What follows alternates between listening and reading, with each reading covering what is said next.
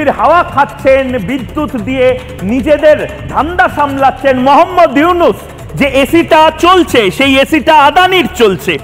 বাংলাদেশ এই মুহূর্তে যে পরিমাণ টাকা বকেয়া রেখেছে আদানির কাছে সেই টাকাটা ফেরত দিয়ে দিলেই হয়ে যায়। কেন এইসব করছেন? ডিপ স্টেটের পায়ে পড়ে যাচ্ছেন, হুজুর আমাকে বাঁচান, হুজুর আদানি আমাকে কি চাপে রেখেছে, আমি যদি আদানির টাকা ফেরত দিয়ে দিই তাহলে বাংলাদেশের মানুষ আমাকে ছাড়বে না, আমাকে পালিয়ে যেতে হবে প্যারিসে। আর হুজুর আমি যদি আদানিকে টাকা না দিই আদানি বলছে দেশ ছেড়ে চলে যাবে। এক ভয়ঙ্কর পরিস্থিতি। এবং ঠিক সেই পরিস্থিতিতে আমরা খবর পেলাম, আমি বুঝতে পারছি মোহাম্মদ ইউনূসের টেনশন হচ্ছে। মোহাম্মদ ইউনূস এই মুহূর্তে বুঝতে পারছেন না, মোহাম্মদ ইউনূস এই মুহূর্তে নার্ভাস হয়ে পড়েছেন। এমনিতে মোহাম্মদ ইউনূসের কোনো স্পাইন নেই, অর্থাৎ মেরুদণ্ড নেই, মেরুদণ্ডহীন একজন অরাজনৈতিক ব্যক্তিকে এত গুরুত্বপূর্ণ, এত স্ট্র্যাটেজিক্যালি ইম্পর্টেন্ট একটা দেশের মাথা হিসেবে যদি বসিয়ে দেওয়া হয়, যা হওয়ার তাই হচ্ছে। মোহাম্মদ ইউনূস কোল্যাপস করছেন, মোহাম্মদ ইউনূস ভুল সিদ্ধান্ত নিচ্ছেন।